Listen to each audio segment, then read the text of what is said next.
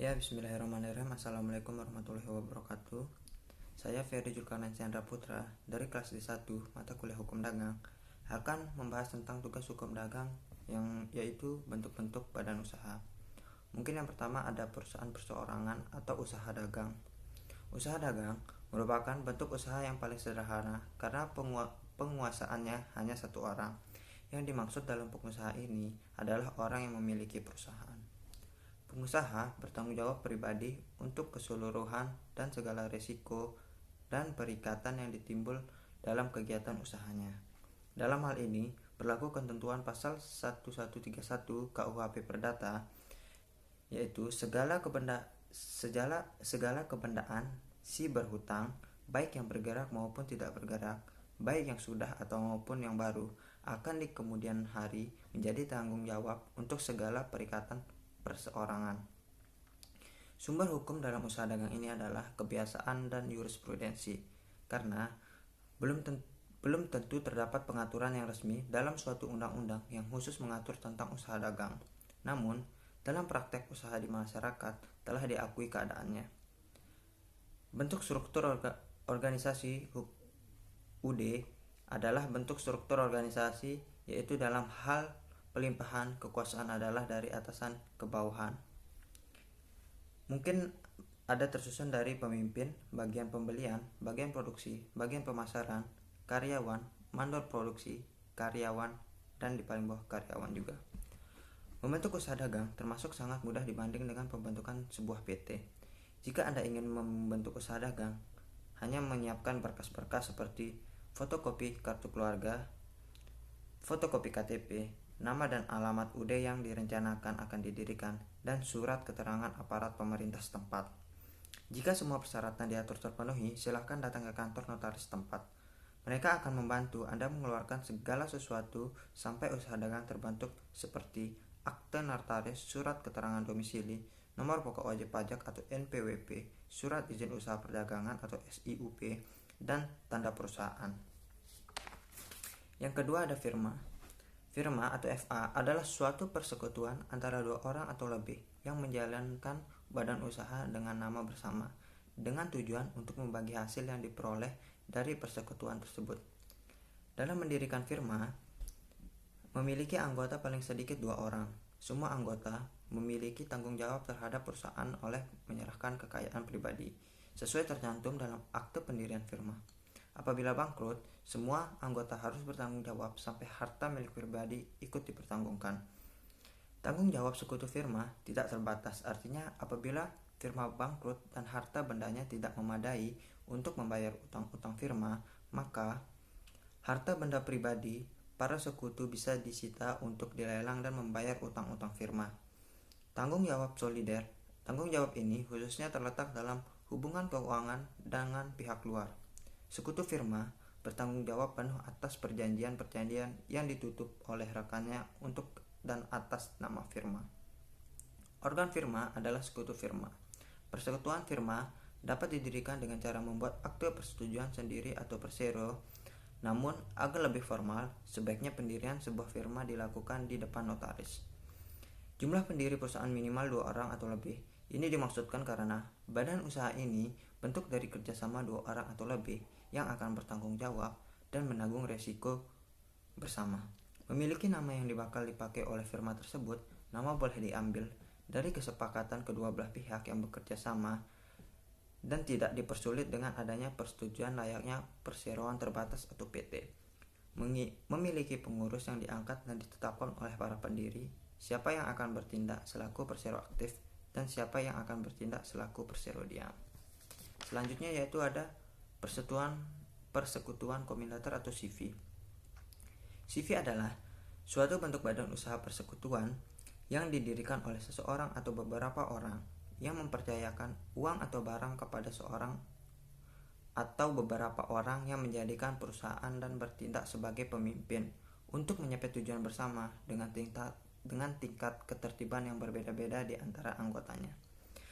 Tanggung jawab CV pada konsepnya, CV merupakan pemitraan yang terdiri dari suatu atau lebih mitra biasa dan satu lebih mitra diam atau komitator yang secara pribadi bertanggung jawab untuk semua utang pemitraan. dan bertanggung jawab hanya sebesar kontribusinya. Organ CV terdiri dari sekutu komanditer dan sekutu komplementer. CV dapat didirikan dengan syarat prosedur yang lebih mudah daripada PT, yaitu hanya mensyaratkan pendirian oleh 2 orang dengan menggunakan akte notaris yang berbahasa Indonesia. Walaupun dewasa ini, pendirian CV mengharuskan adanya akte notaris. Namun dalam kitab undang-undang hukum dagang dinyatakan bahwa pendirian CV tidak mutlak harus dengan akte notaris. Untuk menyatakan telah berdirinya suatu CV, sebenarnya cukup hanya dengan akte notaris tersebut. Namun untuk memperkokoh posisi CV tersebut, sebaiknya CV tersebut didaftarkan pada pengadilan negeri setempat dengan membawa kelengkapan berupa surat keterangan domisili perusahaan atau SKDP dan NPWP atas nama CV yang bersangkutan. Surat keterangan ini dengan demikian, berkas dokumen yang kita dapat melalui yaitu ada akte pendirian CV, ada surat keterangan domisili pengusahaan, ada NPWP, ada pengesahan pengadilan, ada SIUP atau surat izin usaha perdagangan, dan ada TDP tanda daftar perusahaan. Selanjutnya ada perseroan terbatas atau PT. PT adalah suatu bentuk perusahaan yang dimana modalnya terbagi atas saham-saham dan tanggung jawab dari pemegang saham. Perseroan terbatas berdasarkan pada jumlah saham yang dia miliki. Tanggung jawab hukum perseroan terbatas yaitu pada pasal 3 ayat 1 UU nomor 240 tahun 2007 tentang perseroan terbatas menyatakan bahwa pemegang saham perseroan tidak bertanggung jawab secara pribadi atas perikatan yang dibuat atas nama perseroan dan tidak bertanggung jawab atas kerugian perseroan melebihi saham yang dimiliki. Artinya bahwa dalam melakukan tindakan hukum atas nama PT, sebuah PT diwakili oleh direksi. Dengan demikian, bahwa jika sesuatu yang bertentangan dengan hukum, maka yang harus bertanggung jawab adalah direksi. Dalam hal ini, pemegang saham tidak dapat dituntut pertanggungjawaban hukum jika PT melakukan perbuatan yang melawan hukum. Namun, ketentuan sebagaimana dimaksud pada ayat 1 tidak berlaku apabila persyaratan perseroan sebagai badan hukum belum atau tidak terpenuhi. Pemegang saham yang bersangkutan, baik langsung maupun tidak langsung dengan itikat buruk, memanfaatkan perseroan untuk kepentingan pribadi. Organ PT terdiri dari rapat umum pemegang saham dan direksi komisaris.